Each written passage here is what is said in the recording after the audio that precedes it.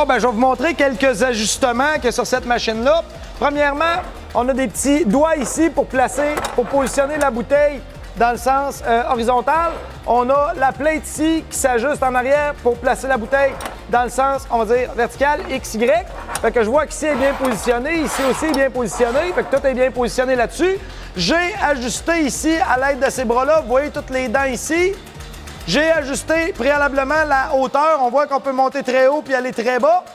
Quand même, les cylindres descendent quand même d'à peu près 5 pouces. Fait que vous voyez que j'en ai en masse, mais il faut quand même comprimer presque tout le ressort. Au moins 90 du ressort doit être comprimé. Là, ici, j'ai forcé le désajustement pour vous montrer quelque chose. Fait qu'on va remplir la bouteille. Voyez, le nozzle de la valve, c'est là que le trop-plein se fait. Fait qu'on voit que le niveau du sirop va arrêter juste au-dessus du nozzle de la valve. Fait que là, vous voyez qu'il manque clairement de sirop dans ma bouteille, là. Là, elle remplira pas plus que ça. Ça, ici, on ajuste la longueur du trop-plein en dévissant ça ici. Moi, je sais que ces bouteilles-là, pour pouvoir qu'il y ait assez de sirop dedans, parce que j'en ai déjà fait, j'ai pas besoin de les repeser, faut que mon sirop arrive presque au goulot. Fait que si je recommence... Oh, parfait! Vous voyez que le sirop est parfaitement au niveau du goulot. Je ressors ça de là, puis j'ai assez de sirop dans cette bouteille. Fait que sans plus attendre, on se dépêche à mettre le bouchon. Puis on vire notre bouteille sur le côté. Si on n'est pas capable de la mettre à l'envers, ça serait mieux à l'envers dans une caisse. Vous voyez qu'ici, on a un setup avec un bain-marie et un sirop-filtre Lapierre, une petite pompe à diaphragme. On a toutes nos connexions installées avec le manifold de retour. Ici, on a l'ajustement de la pression d'air. La pression d'air, sur les autres machines, elle se situe ici, mais la mienne est là.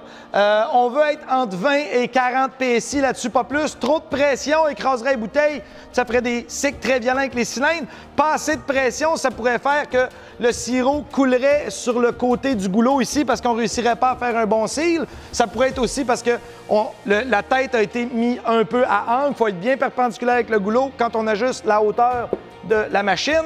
Ensuite de ça, ici, on a la valve de retour de sirop, puis on a les valves ici pour contrôler le débit à l'intérieur de chaque valve d'embouteillage. C'est important, ceux-là, les premiers cycles, il faut faire des cycles dans le vide pour réchauffer notre appareil. C'est quand on fait nos cycles dans le vide qu'on fine-tune ces valves-là pour que le sirop il monte à la même hauteur, à la même vitesse dans les bouteilles. On ne veut pas qu'il y ait une bouteille qui finisse de se remplir 5 secondes avant une autre. Ça fait trop de overflow pour rien. Ce qui est très important, les retours ici des overflows, on voit qu'ils ne sont pas tendus, mais que ça ne fait pas une grosse banane vers en bas. Ça ne fait pas un sax vers en bas. Parce que celle-là, on voit bien qu'elle fait un petit sax vers en bas, il reste du sirop dedans. Ceux-là, il ne faut pas qu'il reste de sirop dedans. Fait que, dépendamment de quelle hauteur qu'on s'est ajusté, on va venir tirer ou pousser sur notre bain-marie pour avoir juste une jolie pente sans avoir une grosse tension. On voit bien qu'il n'y a pas vraiment de tension, mais ça maintient une jolie pente. Là, on est setupé directement avec un sirop-filtre Lapierre, comme je vous disais plus tôt. C'est pour s'assurer que le sirop est bien filtré. Si ça serait du sirop qui serait déjà filtré, je vous dirais, vous n'avez peut-être pas obligé de le refiltrer, mais je recommande toujours de refiltrer le sirop quand même. C'est très facile avec un sirop-filtre comme ça. Je vais redémarrer la pompe. On va l'entendre un petit peu en background pour vous montrer quelque chose. Selon la vitesse de ma pompe, je vais ajuster cette valve-là ici pour couper un peu l'arrivée du sirop pour qu'il en sorte ici. Ça ici, c'est mon vent, c'est mon vacuum breaker. Mais je veux qu'il sorte du sirop ici, mais seulement quand on n'est pas en train de remplir des bouteilles. Quand on serait en train de remplir 4 bouteilles en même temps, il ne faudrait plus qu'il sorte de sirop ici. Si je suis en remplissage, puis mes 4 bouteilles se remplissent, puis il sort encore du sirop ici, c'est parce qu'on a trop fermé notre valve pour accommoder la vitesse de notre pompe. Bien sûr, ici, non plus dans ces tuyaux-là, avant d'ajuster mes valves pour le débit, je vais essayer de tout remplir mes tuyaux de sirop, puis les travailler comme ça pendant que les valves sont en bas pour faire sortir les bulles d'air qui restent. Ces bulles d'air-là, ils vont vous nuire tout au long de l'opération. Fait que là, les bulles d'air sont déjà sorties. On voit qu'il y en a une ici. Je vais essayer de vous montrer, mais on ne pourra pas le voir bien, je pense. Oui, cette bulle d'air-là, elle m'aurait nuit tout le long de mon opération. Fait qu'en forçant le tuyau un peu de côté comme ça, je réussis à toutes les faire monter à reculons. Et puis, comme je vous disais, c'est super important qu'il ne reste pas de sirop dans les retours de trop-plein. Installé comme ça fonctionne très bien.